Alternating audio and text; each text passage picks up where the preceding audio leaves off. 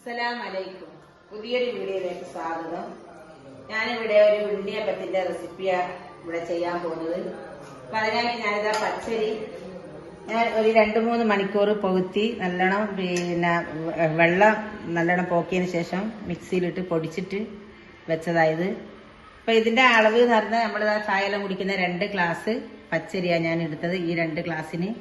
അപ്പൊ അത് നല്ലോണം അധികം നല്ലോണം പൊടിയേണ്ട, കുറച്ചൊരു തരിയരിപ്പായിട്ട് നല്ലോണം മിക്സിയിലിട്ട് ഇവിടെ പൊടിച്ചിട്ട് ഞാൻ ഇതവിടെ പാത്രത്തിലിട്ട് വെച്ചിട്ടുണ്ട്.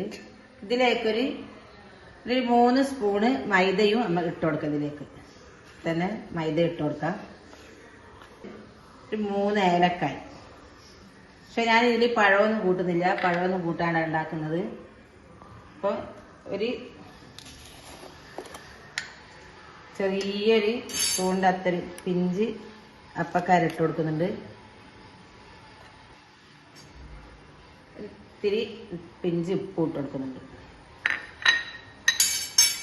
എന്നിട്ടത് നല്ലോണം എല്ലാം കൂടി ഒന്ന് മിക്സ് ചെയ്യാം. ടേസ്റ്റ് ഉണ്ടാവും. ഞാൻ ഇവിടെ പഴമൊന്നും ഇടുന്നില്ല. ഒരു അരി കൊണ്ട് തന്നെ ഞാൻ ഇത് ഉണ്ടാക്കുന്ന അരിയും മൈദയും കുറച്ചും കൂടി വെച്ച് കൊടുക്കാം.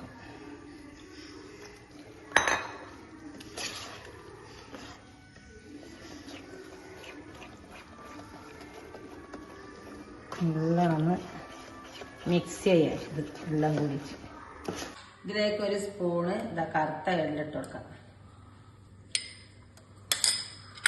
പിന്നെ തേങ്ങ കൊത്തുക ഞാനിതാ പൊരിച്ചിട്ട് ഇവിടെ വെച്ചിട്ടുണ്ട് നെയ്യിൽ.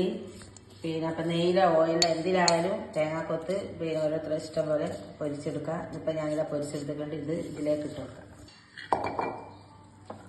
അപ്പം നല്ലോണം അതെല്ലാം കൂടി ഒന്ന് മിക്സ് ചെയ്യാം. എല്ലാം കൂടി ഒന്ന് യോജിപ്പിക്കാം. ഇപ്പം ഇതെല്ലാം ഒന്ന് യോജിപ്പിച്ചിട്ടുണ്ട്. ഇനിയിപ്പോൾ അതൊന്ന് 2 മണിക്കൂർ ഒന്ന് മൂടി വെക്കാം. അതാ ഉണ്ണിയപ്പം ചുടാനുള്ള ചട്ടി ഞാൻ ഇവിടെ വെച്ചിട്ടുണ്ട്.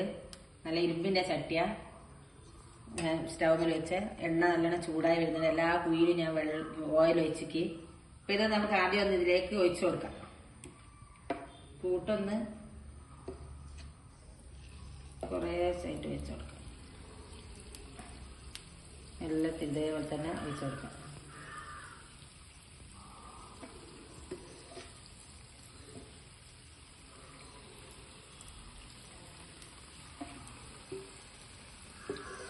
നമ്മളതാ കുയ്യപ്പം നാണ പൊന്തി വരുന്നുണ്ട്. പൊന്തി നല്ലോണം പൊരിയട്ടെ.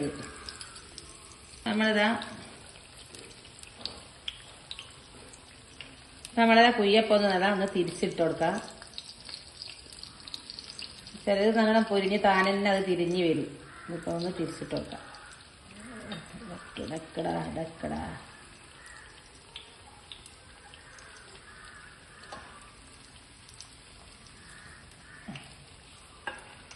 ചെറിയ അധികം തീ ആയിട്ട് വെച്ചിട്ട് നമുക്ക് ഇതിനെ പൊരിച്ചെടുക്കില്ല. അപ്പം എല്ലാ കുയിലുള്ളതും ഒന്ന് ഞാൻ തിരിച്ചിട്ട് കൊടുത്തിട്ടുണ്ട്. ഒന്ന് പൊരിഞ്ഞു വരട്ടെ. അപ്പം നമ്മൾ ഉണ്ണിയപ്പം പൊരിഞ്ഞതല്ല ഞാൻ ഇതിൽ കോരി എടുക്കുന്നുണ്ട്.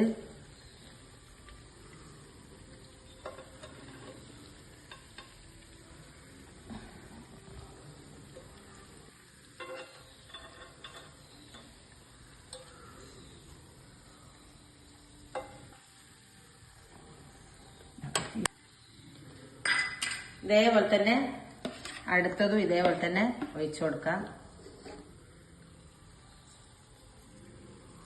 എല്ലാ കുഴിയിലും കുറേശ്ശെ ഒഴിച്ചു കൊടുക്കാം. നല്ല ടേസ്റ്റി ആയിട്ടുള്ള ഉണ്ണിയപ്പായത്.